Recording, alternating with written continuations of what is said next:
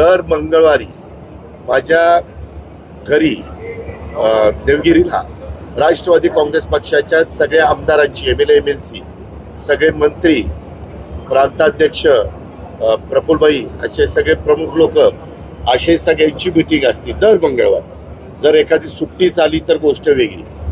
आणि त्यावेळेस आम्ही सगळेजण बसतो आणि चर्चा करतो. काल शंकर मांडेकरनी बनेश्वरच्या रस्त्याचा प्रश्न माझ्यापुढे मांडला.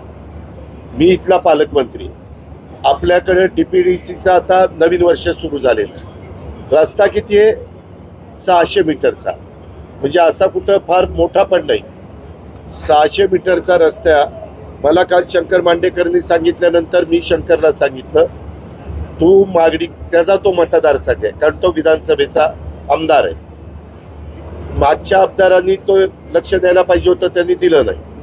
आता त्याला मी असं सांगितलं की एक तर PMRD किंवा जिल्हा परिषद किंवा जिल्हा वार्षिक योजना ह्या 3 पैकी एकाचा निधी देऊन मी ते काम ताबडतोब त्या ठिकाणी सुरू करतो असं मी कालच शंकर मांडेकरला सांगितलं. अनेक माझे सहकारी तिथं हजर होते. ही चर्चा कालच झाली आणि त्याच्यामध्ये मी माहिती घेतली. झालंय काय, रस्ता हे जिल्हा परिषदेचा करू पाहतंय PMRD. जर PMRDला करायचं असेल तर ते त्याच्याकडे हँडओव्हर करावं लागेल. अशा काही गोष्टी आहेत. तर मी काल सांगितलेलं असल्यामुळं त्याच्यातनं मार्ग काढून ते मी TV ला बातमी बघितली की 2 तारखेला काम सुरू करणार आहे. 2 तारखेला कशाला? मी ताबडतोबच काम सुरू करतो. त्याच्या संदर्भात माझ्या सूचना ऑलरेडी गेलेल्या आहेत आणि शंकर मांडेकर तिथल्या आमदारांनी आग्रही मागणी केलेली. आमच्या राष्ट्रवादीच्या कार्यकर्त्यांची पण आग्रही मागणी.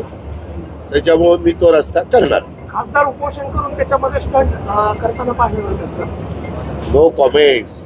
त्याच्या संदर्भात मी पण आज 35 वर्ष काम करतो, तुम्ही पण मला बघितलेलं आहे. 600 मीटरच्या रस्त्याकरता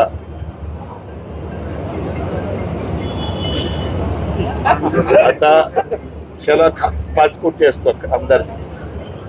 खासदारांना पण 5 कोटी खासदार निधी असतो. म्हणजे जर करायचं म्हटलं तर कशात नाही करता येऊ शकतो. एखाद्या व्यक्तीला, आमदारांना किंवा खासदारांना किंवा लोकप्रतिनिधींना नाही ते करूनच पाहिजे तर ते त्यांच्या खासदार निधीतनं आमदार निधीतनं एका मिनिटात सांगू शकतात.